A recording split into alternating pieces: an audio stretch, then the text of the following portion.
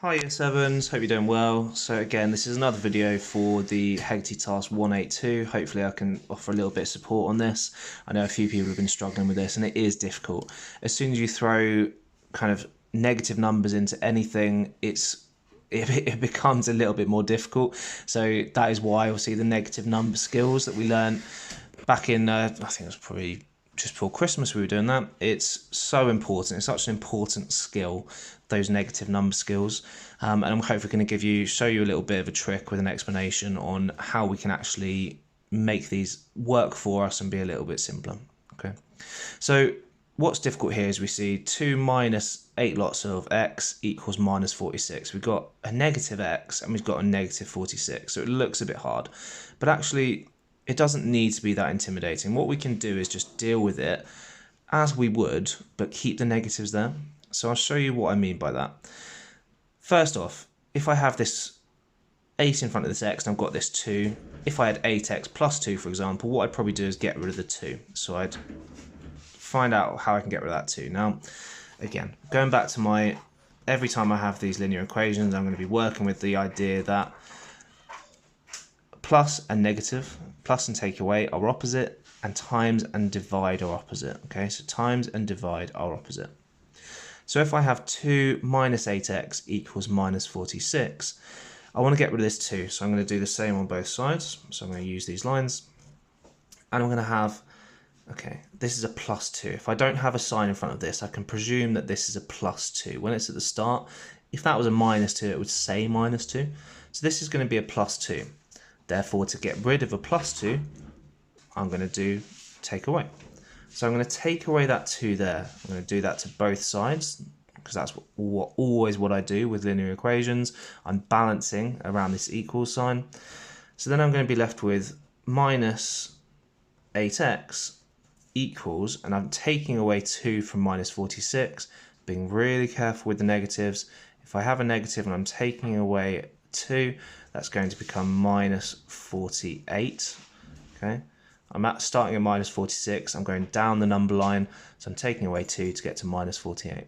Okay. Now at this point, I've got 8 lots of x, and I've got minus 48. So what I'm going to do, I'm going to divide by 8. If I'm going to divide by 8 here, okay, because I've got 8 times x, times and divide are opposite, so I'm going to divide by 8.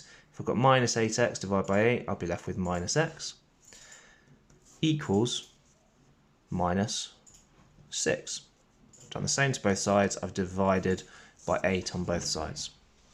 So now I've got minus x equals minus 6. So minus x equals minus 6. So I've still got negatives on both sides. Now, what we can almost presume here, I'm going to show you 2 different ways that I can sort of help you understand this. If I've got minus x equals minus 6, what I can do, I can actually times this, both sides, by minus 1. If I think about that, if I have this is minus x, that's minus 1x effectively, isn't it? Minus 1x, if I times that by minus 1x, what that's going to happen, that's going to become a minus times by a minus will become a positive, so it's going to become positive 1x. So I want to get rid of the negative, so I'm going to do times by minus 1. If I times this by minus 1, that's going to become x. If I try that on the other side, because whatever I do to one side I do to the other, I'm going to times that by minus 1, minus 6 times by minus 1, the negatives are going to cancel out. Minus times a minus is a positive. 6 times 1 will be positive 6. So my answer will be x equals 6. Minus x equals minus 6 becomes x equals 6. So whenever I see a minus on both sides, when a minus x equals a minus number, we know that the x is actually going to be the positive of this number. Another way to explain that, if I just do this over here, so if I've got x minus x equals minus 6, let's actually deal with both sides here. Now, if I've got minus x equals minus 6, if I add 6 to both sides, say I want to get this minus 6 and get rid of it. If I add 6 to both sides, I'm going to have 6 minus x, so I've added 6, equals 0. I've taken away minus 6. I had minus 6, so I've added 6, so now I've got 0. So I've got this 6 now as a positive, but I've still got this minus x. So let's get rid of this x. How do I get rid of a minus? I'm going to add x. So I'm going to add x. I'm going to add x to both sides, and I'll have 6 equals x. So that's actually another way we can think about this. If I've got a minus x and I want to get it as a positive, I can add it, and then I'll end up with x on this side. If I have minus 6, I can add 6, and I'll end up with positive 6 on this side. So I can almost switch the sides over, and that will get rid of the negative, so I'll have 6 equals x. So that's one way of thinking about it. The other way is if I have minus x equals minus 6, I can times both sides by minus 1. I'll end up with x equals 6 rather than the minus x equals minus 6. Okay.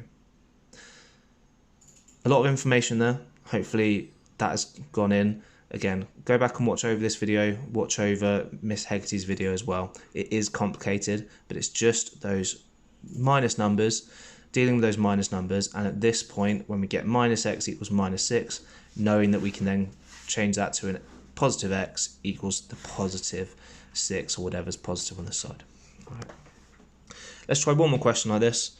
In this case, I've got 5 minus x over 12 equals 10. I want to get rid of this 5, so I'll get rid of this 5. To get rid of a positive 5, what am I going to do? I'm going to take it away. If it's a positive, I'm going to take it away. So I'm going to do take away 5 from both sides. So take away 5, that will end up with minus x over 12 equals 5. I want to get rid of this 12. This is x divided by 12. The opposite of divide is times.